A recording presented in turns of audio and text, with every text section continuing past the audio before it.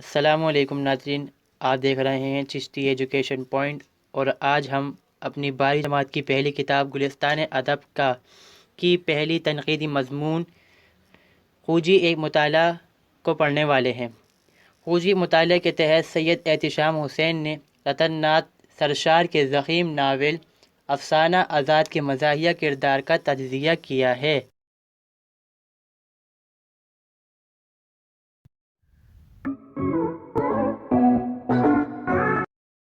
خوجی ایک مطالعہ۔ کبھی کبھی تو خوجی پر غور کرتے ہوئے یہ خیال پیدا ہوتا ہے کہ اسے صرف لکھنؤ کا انسان سمجھنا اس کی عظمت اور عافیت کی توہین ہے۔ وہ ہر ایسے عہد میں پیدا ہوتا ہے جب اس دور کی صداقت پر شک ہونے لگتا ہے۔ وہ شیکسپیئر کو فالٹساٹ اور کنگلیری کے درباری ظریف کی شکل میں ملا تھا۔ سروینٹیز نے اسے ڈان کوائکزوٹ اور سینکو پائزر کے لباس میں پایا تھا۔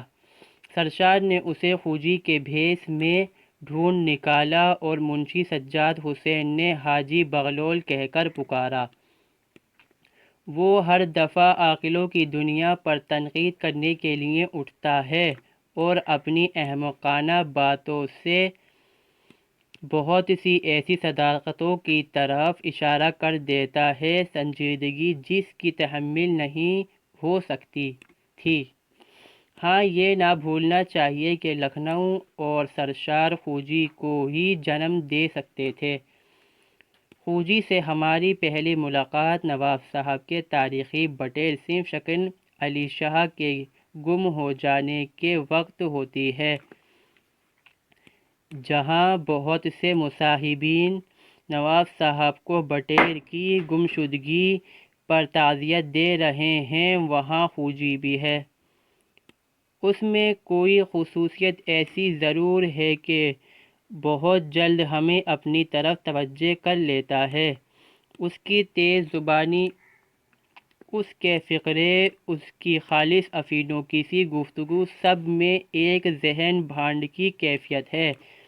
شروع میں ایسا نہیں معلوم ہوتا کہ آگے بڑھ کر اس کی ہستی افسانے پر چھا جائے گی اور جہاں وہ نہ ہوگا وہاں افسانہ آزاد کی دلکشی کو گہن لگ جائے گا۔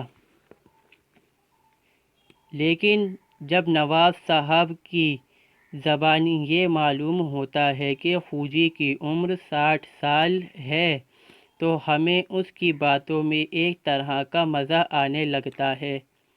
وہ اپنے خیال میں سنجیدگی سے رائے دے رہا ہے لیکن ہر شخص اسے چھیڑتا ہے۔ وہ کبھی خاموش نہیں رہ سکتا، ہر بات کا جواب دینا ضروری ہے۔ ہر جگہ اپنی برتری جتانا ضروری ہے اور ہر شخص پر تنقید کرنا لازمی ہے۔ یہیں ہمیں اس کی سیرت کے ابتدائی نقوش مل جاتے ہیں جن کا زیادہ حصہ کتاب کے ختم ہونے تک باقی رہتا ہے۔ اس کے ڈرنے اور نفرت کرنے کی چیزوں میں پانی ہے جس کے نام سے وہ پناہ مانگتا ہے۔ آگے چل کر اس میں کمہار اور ازفران کا اضافہ ہو جاتا ہے۔ اس کی پسندگی کی چیزیں افین اور گنا ہیں۔ چونکہ اس کا کردار مبالغہ آمیز اور غیر متعدل ہے، اس لیے اس کی پسندیدگی اور ناپسندیدگی، محبت اور نفرت، ہر چیز جلدی جلدی نمایاں ہوتی رہتی ہے۔ خوجی اپنی عام گفتگو میں اپنا مذہب اور اپنی قومیت ہندوستان ظاہر کرتا ہے، لیکن جب تہذیب کے امتحان کا وقت آتا بن جاتا ہے۔ قدیم اور جدید میں اس کے انتخاب اور اجتناب کی حدیں واضح ہو جاتی ہیں۔ وہ سڑک کے کنارے بیٹھے ہوئے کبابی کے یہاں سے کباب خرید کر کھانے کو برا نہیں سمجھتا، کیونکہ ایسا ہوتا آیا ہے۔ لیکن ہوٹل میں جا کر کھانے کو شرعاً ناجائز خیال کرتا ہے، کیونکہ اسے یقین ہے کہ وہاں شراب ضرور پینا پڑتی ہے اور سور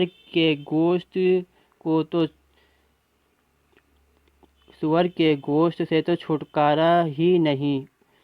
انہی باتوں سے یہ ظاہر ہوتا ہے کہ خوجی میں در حقیقت وہ طنز ہے جو ایک مٹتی ہوئی تہذیب معاشرتی تغیرات کے خلاف اپنے آخری حربے کے طور پر استعمال کرتی ہے۔ یہ کبھی نہ بھولنا چاہیے کہ آزاد اور خوجی مل کر اس وقت کی زندگی کی تصویر بناتے ہیں۔ ایک کے بغیر دوسرا ادھورا رہ جائے گا، ایک دوسرے کے لیے عقبی زمین کا کام دیتا ہوا معلوم ہوتا ہے۔ سرشار نے ایک ہی کردار کے دو ٹکڑے کر دیے ہیں۔ انسانی سیرت کے جن پہلوؤں میں ان کو بلندی فکر اور رتبہ نظر آیا وہ آزاد کے لیے مخصوص کر دیے، اور جن میں پستی فکر اور بے ڈھنگا پن تھا وہ خوجی کے سر منڈ دیے۔ چنانچہ دونوں کا تقالبی مطالعہ بڑے آسانی سے کیا جا سکتا ہے۔ اگر میاں آزاد عالم فاضل ہیں تو خوجی بھی اپنی علمیت کا اظہار کرتا رہتا ہے۔ وہ آزاد کے ساتھ ساتھ فیض کی غزلوں کے اشعار پڑھتا ہے۔ وہ طبیبوں کے لکھے ہوئے نسخوں پر اعتراض کرتا ہے۔ وہ لکھا پڑھا ہے اور نظمیں لکھا کرتا ہے، اگرچہ اس کی علمیت بھی بے سبقی کا شکار ہے۔ سچ یہ ہے کہ جب انسان کا علم نامکمل اور بے ترتیب ہوتا ہے تو اس میں دونوں پہلو نکلتے ہیں۔ میاں آزاد بہادر ہیں تو خوجی بھی اپنی بزدلی کو عمل کے پردوں میں چھپانے میں مصروف ہے۔ عاشق مزاج دونوں ہیں اور دونوں کے عشق میں ایک عجیب طرح کی ناہمواری ہے۔ فرق صرف مذاق سلیم اور حسن انتخاب کا ہے۔ ظرافت اور بذلہ سخنی دونوں کے یہاں ہے، لیکن سطح کا فرق ہے۔ اسی طرح یہ نظر آنے لگتا ہے کہ خوجی اور آزاد دونوں مل کر ایک مکمل تصویر بناتے ہیں۔ علیحدہ علیحدہ ان میں سے کوئی بھی مکمل نہیں ہے۔ خوجی کی سیرت آزاد ہی کی صحبت میں نمایاں ہو سکتی ہے، دوسرے کے ساتھ اور دوسرے کے ماحول میں دب کر رہ جاتی۔ وہ آزاد ہی کی بگڑی ہوئی شکل ہے۔ آزاد کو بگاڑ دیا جائے تو وہ خوجی بن جائے گا، اور خوجی کو سنوار دیا جائے تو وہ آزاد کے قریب پہنچ سکتا ہے۔ لیکن خوجی آزاد کا ایک بگڑا ہوا خاکہ ہونے کے باوجود اپنی ہستی سے ہم کو منوا لیتا ہے اور سنجیدگی کی دنیا سے باہر نکل کر ہم سے سنجیدہ تنقید کے سارے حربے چھین لیتا ہے۔ لاابالی پن کے باوجود اس میں ایک تسلسل ہے۔ اس کی افہیم کی ڈبیا، اس کے چند زبان زر فقرے قرولی کی ہر قدم پر یاد آزاد سے محبت، پانی سے خوف اور اپنی کمزوریوں اور غلطیوں سے بے خبر ہونا، اپنے کو محسن اور خوبصورت سمجھنا، اکڑ، غصہ، یہ سب ایسی بہت سی دوسری باتیں ہیں ہندوستان اور ہندوستان کے باہر اس کے عمل اور فعل سے ظاہر ہوتی ہیں۔ کوئی شخص اس سے سنجیدگی سے بات کرنا چاہتا ہے تو وہ نفسی کجریوں کی وجہ سے یہ سمجھتا ہے کہ وہ اس کا مذاق اڑا رہا ہے۔ کوئی عورت اس کا قد اور چہرہ دیکھ کر ہنستی ہے تو وہ سمجھتا ہے کہ اس کی تیز نگاہ سے گھائل ہو گئی۔ فوجی میں ایک دنیا دار آدمی کا تدبر بھی ہے۔ میاں آزاد بیمار ہوتے ہیں۔ حکیم صاحب جو انہیں دیکھنے آتے ہیں وہ نیم حکیم ہیں۔ فوجی ایک تمدنی مرکز سے تعلق رکھنے کی وجہ سے انہیں بھانپ لیتا ہے اور کرولی کی دھمکی سے انہیں بھگا کر خود نسخہ لکھتا ہے۔ سرائے میں ایک قتل ہو جاتا ہے تو فوجی ہی تدبیر بتاتا ہے کہ کس طرح وہ اور اس کے ساتھی اپنی بے گناہی ثابت کر سکتے ہیں۔ اس میں اتنی سمجھ ہے کہ وہ داروغہ کی رشوت میں شریک ہو جائے اور بہروپیے کی شرارت کا بدلہ اس کی بیوی سے لے۔ فوجی کی اکڑ جس سے اسے نقصان پہنچتا ہے اس کا احساس برتری کی مظہر ہے۔ وہ اپنا نام کم سے کم مفتی خواجہ طبی صاحب علیہم الرحمۃ اللہ والغفران بتاتا ہے۔ ہار جانے کے بعد ہار نہیں مانتا، مار کھانے کے بعد اپنی کرولی کو ضرور یاد کرتا ہے۔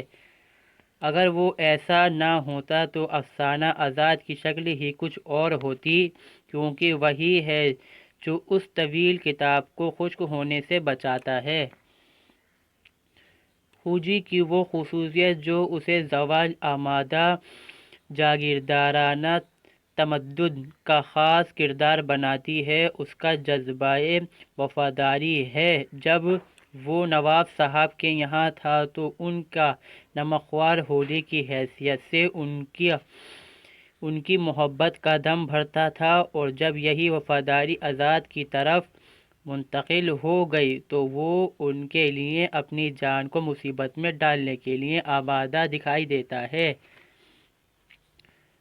وہ بنا ہوا اور درباری ظریف یا بھانڈ نہیں ہے، بلکہ ایک نفسیاتی کردار ہے جس میں سچائی اور اپنی فطرت کے ساتھ خلوص پایا جاتا ہے۔ جب نواب صاحب کا بٹیر صنف شکن علی شاہ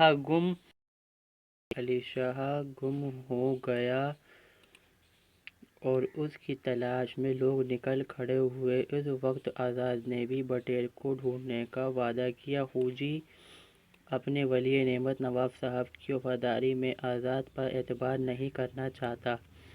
شاید نواب کو جل دے جائے اور بٹیر کے ساتھ ساتھ ان کا غم بھی نواب کو لگ جائے۔ پھر جب آزاد کے ساتھ اس کی وفاداری اور محبت کی آزمائش کا وقت آتا ہے تو اسے آزاد ہی کی وہی خواہش سے کام ہے۔ وہ آزاد کو ایسی نصیحتیں کرتا ہے جو صرف ایک خیر خواہ کر سکتا ہے، جیسا کہ ابھی کہا گیا ہے کہ فوجی میں کسی قسم کی بناوٹ معلوم نہیں ہوتی، اور اگر ہے تو اتنی گہری ہے کہ وہ اس کی فطرت کا جز بن گئی ہے، جسے کسی وقت اس کی ذات سے علیحدہ نہیں کیا جا سکتا۔ بالکل یہی بات اس معاشرت کے لیے بھی کہی جا سکتی ہے جس سے اس کا تعلق تھا۔ معاشرت میں یہ چیزیں بہت جلد نمایاں ہوتی ہیں۔ فوجی کی تصویر ہر کردار نے اپنے اپنے مذاق کے مطابق کھینچی ہے۔ اگر سب کو اکٹھا کریں تو سرشار کی زبان میں کہہ سکتے ہیں کہ فوجی جسم شامت، پستہ قد، کوتاہ گردن، تنگ پیشانی، خباثت اور شہادت کی نشانی تھا۔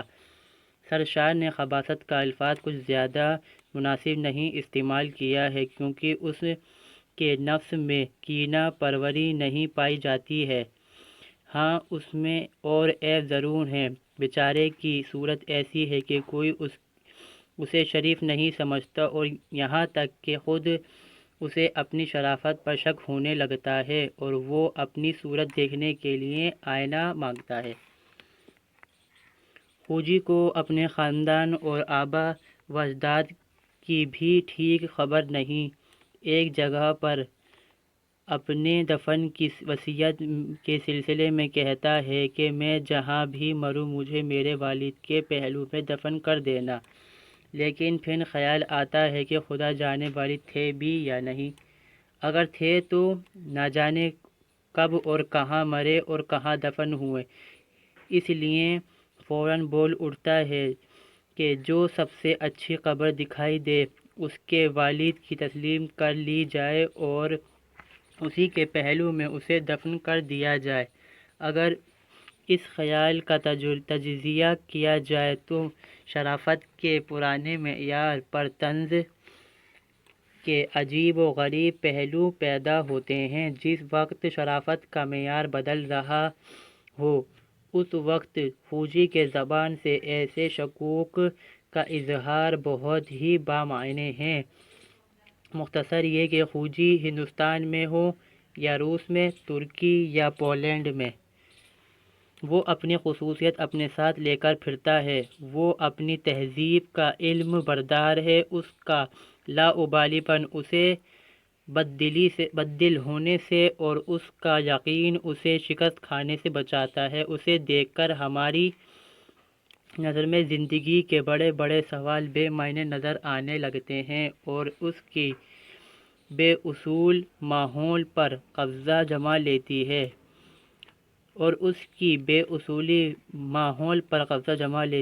اس کی بنائی ہوئی دنیا میں ہم مزے لے لے کر گھوم سکتے ہیں اور ہمیں احساس بھی نہ ہوگا کہ ہم کس قدر غیر سنجیدہ ہو گئے۔